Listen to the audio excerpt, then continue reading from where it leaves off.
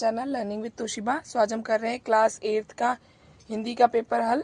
तो ये द्वितीय भाषा है हिंदी का, जो इंग्लिश मीडियम वाले होते हैं उनके लिए द्वितीय भाषा होती है। सो अब स्टार्ट करते हैं। पहला प्रश्न है हमारा, जी की भक्ति निम्नलिखित में से किस भाव की है? तो इसमें लिखिएगा ऑप्शन नंबर बी लगाइएगा, दास भाव की। उसके बाद महेश्वर किस नदी के किनारे बसा हुआ है? तो इसमें लगाइएगा नर्मदा नदी के किनारे बसा हुआ है। वृद्धा मंदिर में क्या बेचती थी? तो इसमें लगाइएगा ऑप्शन नंबर डी, फूल।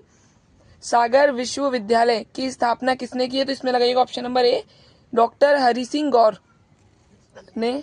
चरणवार मात्राओं की दृष्टि से दोहा का विपरीत छंद होता है? तो इसमें लगाइएगा ऑप्शन नंबर बी, सोरठा।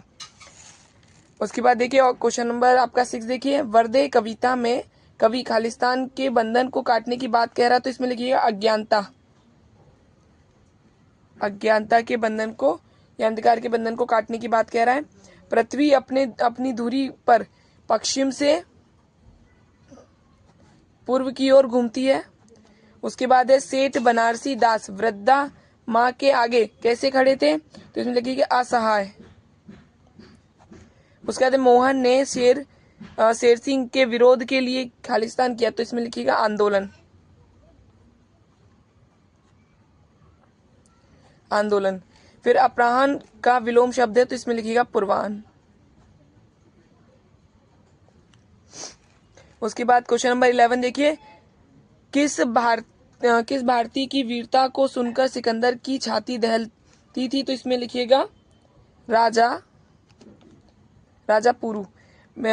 लेखक ने भेड़ाघाट की चट्टानों को तपस्वी क्यों कहा है? तो इसमें आप ये वाला क्वेश्चन देख लीजिए। तो देखिए क्योंकि उन्होंने क्या है, क्योंकि ये चट्टानें समय के साथ स्थिरता और कठोरता का प्रतीक बन रही हैं, इसलिए उन्होंने क्या कहा है, चट्टानों को तपस्वी कहा गया। उसके बाद है श्री मुफ्तानंद जी से मिलिए पाठ की विधा क्या है? तो इसमें लिखिएगा व्यंग।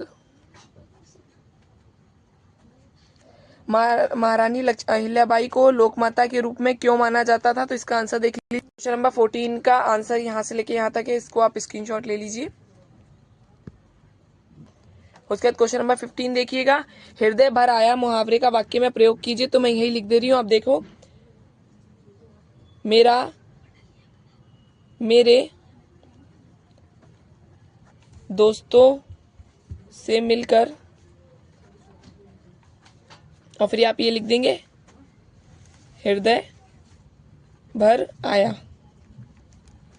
उसके बाद लिखा है ये प्रत्यय लगाकर दो शब्द लिखिए। तो इसमें लिखिएगा बढ़िया, फिर लिखिएगा एक ही लिख सकते हैं घटिया, और एक को लिख सकते हैं इसमें कमियां। उसके बाद क्वेश्चन नंबर 17 देखिए, बीती ताई बिसारी दे आगे की सुधलई पंक्ति का आशय क्या है? तो इसको देख लीजिए।